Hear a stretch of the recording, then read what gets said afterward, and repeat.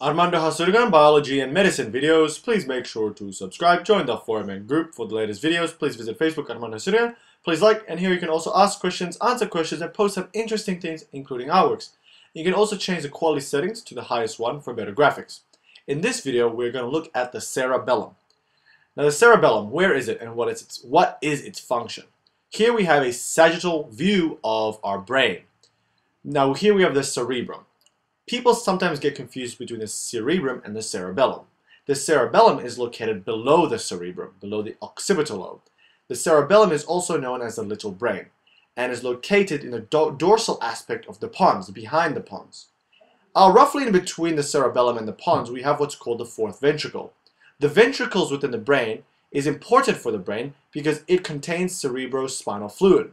Cerebrospinal fluid, or CSF, its main role in the brain is to provide nutrition for the different structures in the brain. And if here's the fourth ventricle, an important, interesting thing to note is the third ventricle is situated here, near the thalamus. Now, the cerebellum, its main role in our body is to coordinate skeletal muscle contraction so that it's precise, so that we don't fall down. So it basically helps us coordinate our movements. So let's have a closer look at the cerebellum and have a closer look at the anatomy. So here we have the brainstem, well, part of the brainstem. Here we have the pons, and here we have the cerebellum, dorsal of the pons. The cerebellum consists of anterior lobes and posterior lobes.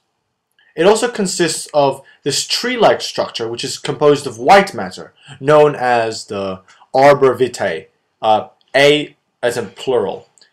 So now, a very important thing to know is that the cerebellum connects to the pons, the midbrain, and the medulla oblongata through the cerebellar peduncles. I hope I pronounced that right, cerebellar peduncles. And there are three cerebellar peduncles, which connects the cerebellum essentially to the brainstem.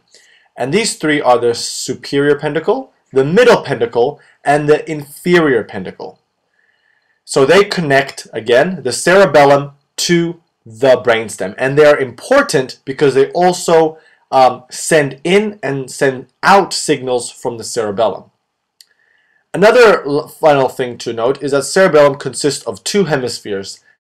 The cerebrum, the main part of the brain, you can say, also consists of two hemispheres. And so from this, we can deduce that the cerebellum also has two hemispheres. But through this diagram, we can't really tell. So let's look at it from a different diagram, from the bottom, from a bottom view, let's just say. So here we have another image diagram of the cerebellum. Cerebellum here, as you can see, consists of two hemispheres. And here we have the brainstem coming down. What separates the two hemispheres, or what joins them together, is an area known as the vermis. And here we have the anterior lobe and the posterior lobe of the cerebellum. And this red line I'm drawing, as you can see, shows that the cerebellum consists of two hemispheres. Now let's stop there and go back to the cerebellar peduncles. Those three peduncles that are important in connecting the cerebellum to the brainstem. And they're important because it allows signals to be sent in and out of the cerebellum. So now, here is a diagram of only the brainstem with the thalamus on the top. Now this brainstem consists of the midbrain here, the pons, and the medulla oblongata. And we're only concentrating on this area here, which is the cerebellar peduncles, part of it, which connects the cerebellum to the brainstem. Of course, in this diagram, I did not draw the cerebellum because we're only concentrating on these fibers. And remember that we have three cerebellar peduncles, or peduncles, probably properly called, starting with the superior peduncle, which connects the cerebellum to the midbrain, and it also provides feedback signals to the cerebrum. So the superior peduncle provides signals from the cerebellum to the cerebrum. Next, we have the middle peduncle, which conveys impulses of voluntary movements from the cerebrum through the pons and to the cerebellum. So the middle peduncle's role essentially is in giving signals from the cerebrum, the main part of the brain, to the cerebellum. So it's the opposite of the superior peduncle. The superior peduncle conveys impulses from the cerebellum to the cerebrum. The middle peduncle conveys impulses from the cerebrum to the cerebellum, so opposite. And finally, we have the inferior peduncle, which connects the cerebellum to the medulla oblongata and the spinal cord, and it contains both incoming vestibular and proprioceptive fibers and outgoing motor fibers. What the inferior peduncle essentially does is that it receives information from our limbs, you can say, from our joints, from our muscles, and interprets this. And then also sends out signals for coordinated movements together with the cerebrum. I hope that all makes sense. You have to understand, it's not the cerebellum that sends out the motor signals, it's the cerebrum which actually sends out the motor signals, but it's the cerebellum which assists in coordination and interpreting the best possible way to send out the motor signal being sent out by the cerebrum, if that makes sense. Okay, let's just look at an overall picture first, so we can get a better understanding of the role the cerebellum has in the human body, because it has a very big role. So if here is our cerebral cortex, the one that's actually going to send the motor signals, it will send the signal to the brainstem and the spinal cord, or the spinal cord. And from the brainstem, it will pass on to the spinal cord, and then it will go to the limbs or different parts of our body for a movement. I wrote here coordinated movements because the final product, the final output is a coordinated movement. But a coordinated movement cannot happen without the assistance of the cerebellum. So before the cerebral cortex can actually send out a coordinated movements, the spinal cord will send signals to the brainstem or to the cerebellum straight away, which will tell the cerebellum the position of the muscle and the joints of different limbs, for example. So with this information, the cerebellum can create a blueprint of the best possible way that the cerebral cortex can initiate a very good movement. So the cerebellum will calculate and interpret the signals coming from the muscle and from the limbs and send a blueprint to the cerebral cortex. It will send it first to the thalamus, and from the thalamus the blueprint will go to the cerebral cortex. And with this blueprint, the cerebral cortex can then send out a coordinated movement, or send out signals to the brainstem and the spinal cord to initiate a coordinated movement.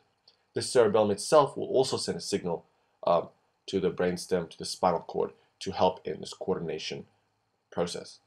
So it's fundamental to know that a coordinated movement requires a cerebellum. I hope that makes a bit of sense. Now let's look at a diagram picture of this overall process, you can say. So here we have a sagittal view of the brain again. So here we have the thalamus, and it's a relay, and it contains relay nucleuses from the motor cortex to the brainstem. We have the motor cortex here in this part of the cerebral cortex, and we have the somatosensory cortex. The pons situated here, and the medulla oblongata.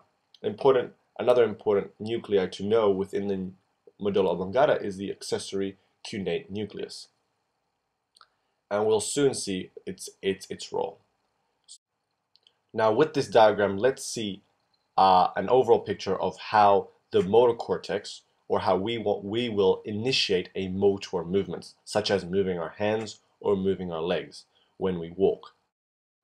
First of all, notice the middle peduncle's role, in that it conveys impulses of voluntary movements from the cerebrum through the pons and to the cerebellum. So notice that first, and we'll use that in our first explanation. So what happens first is that the motor cortex will send signals via the relay nuclei in the thalamus to the cerebellum to notify the cerebellum of its intent to initiate movement. Movement in the biceps, for example. And it sends these signals through the middle peduncle. And at the same time, the cerebellum actually receives signals from many different limbs continuously. For example, it receives signals from proprioceptors in the biceps and in the joints of the biceps to notify the cerebellum of its position. So these signals from the proprioceptors will travel via the accessory cuneate nucleus into the cerebellum, and it enters the cerebellum through the inferior peduncle. And so with this information from the motor cortex and from the proprioceptors, the cerebellum can then calculate the best option to coordinate muscle contraction. And it also, of course, it involves balance and the force required. And then after calculating the best option, the cerebellum will send this blueprint to the motor cortex. It will first send it out of the cerebellum through the superior peduncle, and then through the thalamus into the motor cortex. And then with this, the motor cortex can then send out a signal down the pons, down the brainstem, to the spinal cord, to send out a coordinated movement to the biceps in this case, to move the arms. I hope that all makes sense, and I hope you can appreciate the role the cerebellum has in our body, in that it provides balance, coordination of our voluntary movements. And by the way, this is just an overall picture. It definitely goes into more difficulty if you look more deeper into this nerves and fibers and stuff. Hope you enjoyed it though. Thanks for watching.